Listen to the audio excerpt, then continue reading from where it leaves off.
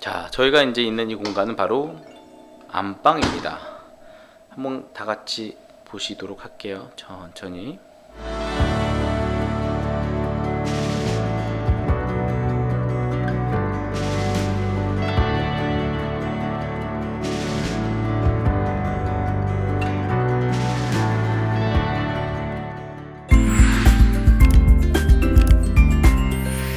조금은 낯설 수 있는 그런 공간일 것 같습니다.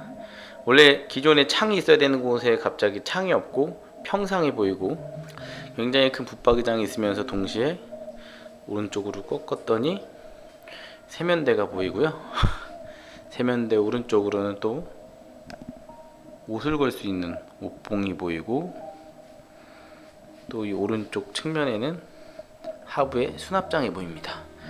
또 정면에는 작은 도어가 하나 보이고요. 도어 옆으로 돌렸을 때는 라운드 도어를 통해서 조명도 나오는 걸 볼 수가 있죠. 자, 마스터룸입니다. 안방이라고도 하죠. 이 안방을 저희가 이번에 설계했던 부분, 시공했던 부분들이 여러 요소들이 있는데, 저하고 한번 또 같이 보면서 이야기 나누도록 하겠습니다. 우선 크게 평면 계획에서 바뀌었던 부분은 지금 영상에서 보여주신 정면에 보이는 것처럼 정면에 발코니 확장을 했습니다. 근데 발코니 확장을 하면서 항상 사람들이 안 된다라고 생각하시는 게, 지금 여기 보시면 45cm 정도 되는 이런 높이의 공간이 있습니다. 이 공간 같은 이 높이의 부담감 때문에 그러는데, 보시면 이렇게 작은 계단을 이동이 됩니다. 이동이 가능한 심지어 내부 수납도 가능하고요. 이런 이제 계단을 하나 만들어서 계단을 통해서 올라가게 되면은 편하게 앉을 수 있는 평상의 공간이 마련이 됩니다. 이 평상의 공간에 앉아서 보시면 이 숲세권 바로 오른쪽 측면을 바라보셨을 때 이렇게 넓게 자연을 보실 수 있는, 실제로 이 숲뷰가 워낙 좋기 때문에 여기에서부터 파생이 돼서 이 공간을 만들면 좋겠다라고 제안이 됐어가지고, 실제로 왼쪽에 이쪽으로 이렇게 들어오는 출입구였던 이 도어 부분을 완벽하게 막아버리고, 보시다시피 이렇게 선반으로 기획을 하게 되었습니다. 차근차근 설명을 드릴 텐데요. 그래서 가장 큰 변화는 이렇게 발코니 공간을 확장해서 평상 구간을 기획을 하고, 전체 다 평상을 할 수도 있지만, 지금 왼쪽에 보시면 왼쪽에는 이렇게 타일로 마감된 조그만한 공간을 보실 수가 있는데, 이 공간 같은 경우는 사모님께서 그래도 화초를 좀 키우고 싶고 물을 자유롭게 쓸 수 있는 공간이 있었으면 좋겠다라고 말씀을 하셔서, 여기 보시면 이 계단을 하나 형성을 해서 이 공간에서 화초와 다육이들을 키울 수 있게끔 할 수 있는 공간을 만들었습니다.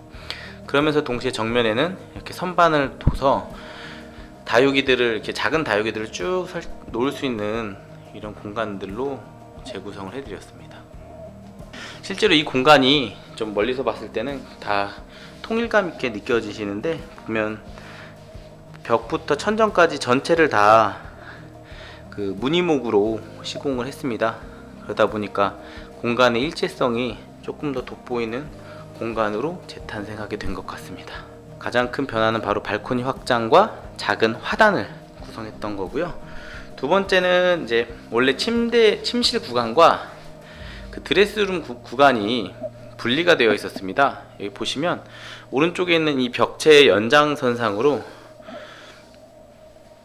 기존에는 이제 붙박이장이 있는 공간과 이 안쪽 공간이 좀 분리가 되어 있었는데요.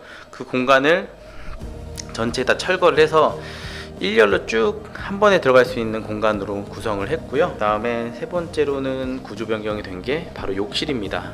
욕실 같은 경우는 조금 더 앞쪽, 아마 이쪽 모서리 정도쯤에서 형성이 되어 있었는데, 벽체를 좀 뒤로 미루고 세면대를 보시는 것처럼 앞으로 좀 당겨서 왔습니다. 그래서 세면대 공간과 파우더룸 공간을 같이 쓰실 수 있게끔, 보시면 오른쪽으로 세면대 공간을 미루고 왼쪽에서는 이제 간단한 화장 같은 거 할 수 있는 공간으로 파우더룸 공간까지 같이 만들어 드렸습니다. 그래서 이제 주방의 어떤 평면 자체도 보시면 조금 특별한데요.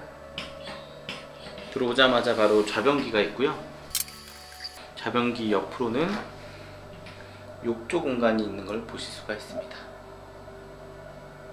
네. 이 욕실 파트는 어차피 저희가 하나씩 안방 공간부터 둘러보면서 이곳으로 다시 오도록 하겠습니다. 안방 침실 구간에서 드레스룸으로 들어가는 어떤 그 경계를 허물어서 전체적인 어떤 드레스룸의 확장, 그 다음에 욕실의 좌변기, 세면기 구간을 바꾸는 어떤 구조 변경이 이렇게 크게 세 가지가 있었다라고 보시면 될 것 같습니다. 어떤 공간이 바뀌는 데 있어서 큰 부분은 그렇게 세 가지가 있었고요. 그럼 이제 저하고 또 하나하나 자세히 보도록 하겠습니다. 마감 디테일적인 부분 보도록 하겠습니다. 첫 번째는 이제 정면에 보면 이게 이제 창으로 설치가 되어 있던 공간을 전체적으로 이렇게 화이트 오크 제품으로 전체를 다 돌렸습니다. 그래서 보시면 하부에는 20T 정도 되는 원목으로 전체를 구성을 했습니다. 워낙 이게 몸이 직접 닿는 구간이기도 하고 사람이 서서 다니기도 하고 앉기도 하는 공간이어야 되다 보니까 하중도 충분히 받아야 되면서 그 자연스러운 멋스러움이 그대로 나와야 된다라고 생각을 했기 때문에 완벽하게 원목으로 다 이 하부판은 만들었습니다. 그러면 하부판만 만들었다라고 표현을 한 거는 실제로 이 하부판을 제외한 나머지 이 화이트 오크 느낌이 나는 것들은 전체는 무늬목으로 시공을 했습니다. 그래서 보시면 측면에 보이는 이 벽면 같은 경우도 전체 다 필름이 아니고 무늬목, 천정대도 전체 다 무늬목으로 시공을 했습니다. 그래서 조금 이렇게 멀리서 보게 되면 이 공간 자체가 굉장히 그래도 아늑하게 또 하나의 어떤 컨셉으로 만든 공간처럼 그 느낌이 그대로 연출된다는 걸 보실 수가 있습니다. 실제로 이 창틀이 돌아가는 구간만 원목으로 돌리고 나머지를 페인트 색상 같은 걸 칠하게 되면 조금은 공간이 우습게 보일 수도 있어요. 그렇지만 이게 보시면 딱 그 창호가 있던 위치를 중심으로 해서 오른쪽과 왼쪽이 구분이 되고 그 동일한 소재가 이제 벽부터 천정까지 심지어 바닥까지 다 같은 재료로 돌아가다 보니까 이 공간의 통일성이 있는 것을 볼 수가 있습니다. 예, 천정 부분 보시니까 좀 이해가 가시죠?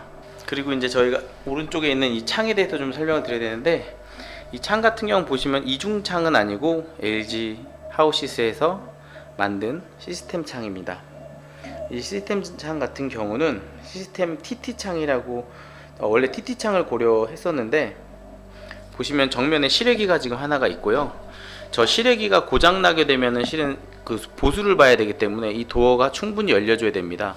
근데 중요한 거는 이 도어가 열릴 때 중요한 게 이 평상과 같은 레벨일 경우에 보시면 난간의 높이가 있는데 저 난간의 높이가 이 평상이 그대로 간 상태에서 사람이 쓰게 되면 상당히 위험한 위치입니다.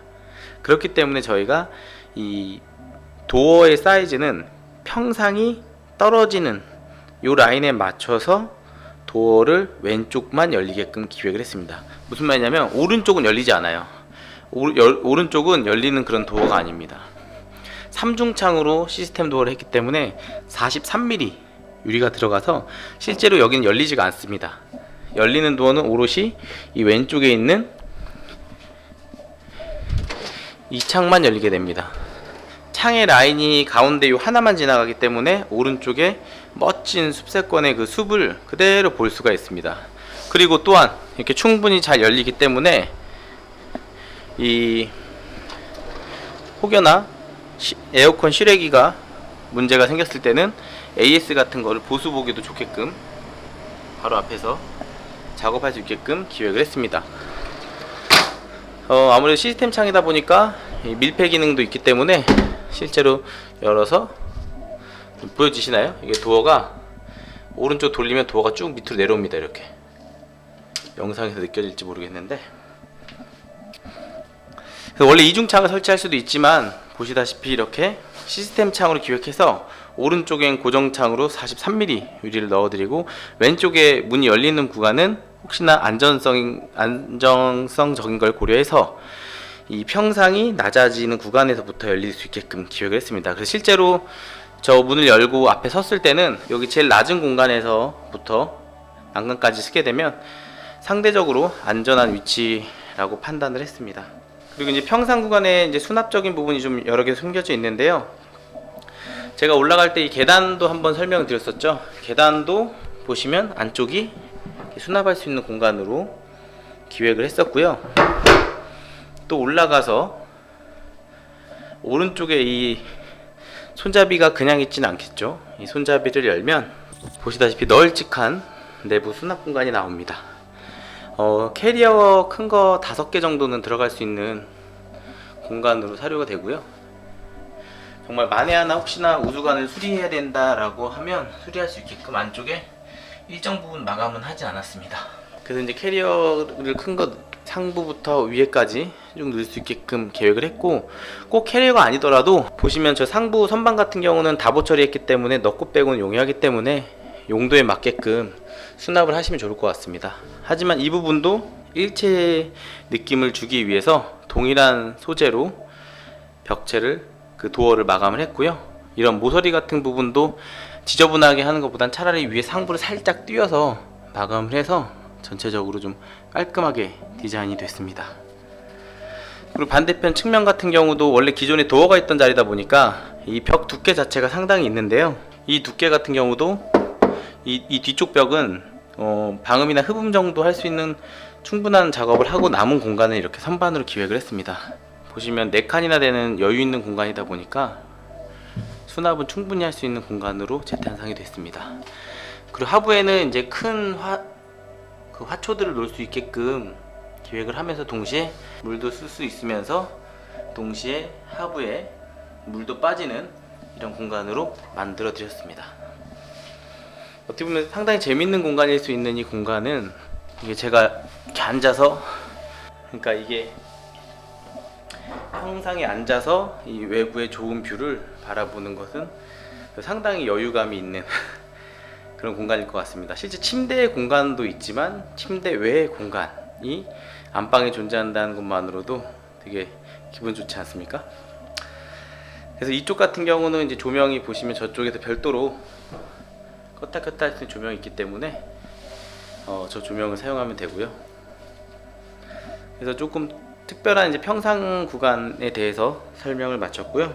그다음에 침대 위치에 대한 이야기인데, 기존에는 이제 저희가 계획을 좀 여러 가지 했었던 것 중에 하나가 이 드레스룸을 형성하면서 실은 드레스룸 앞쪽에 가벽을 설치하기로 했었습니다. 근데 이제 아무래도 저희가 설명드렸던 것처럼 전체적인 공간에서 어떤 개방감이라고 하는 큰 키워드에서 또 특히나 이렇게 숲이 잘 보이는 조망권을 갖고 있는 곳에서 이곳에 가벽이 설치가 되면 그 조망도 일부 막히는 답답함이 있을 수 있기 때문에 그 가벽은 쉽게 포기를 하게 되었습니다.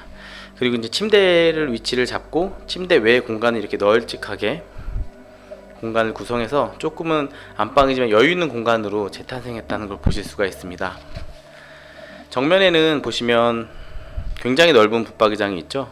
왼쪽부터 스타일러를 제외하고도 문짝으로는 총 8짝, 그 몸통으로는 총 4몸통이나 있는 그런 넓은 붙박이장이 설치가 되어 있죠. 아까 보여드렸다시피 이쪽도 있는 거 아시죠? 그래서 이렇게 보시면 이렇게 넓은 붙박이장이 벽면에 쭉 설치가 되어 있어서 적어도 이 안방에서만큼은 좀 수납을 신경을 안 써도 될 것 같습니다.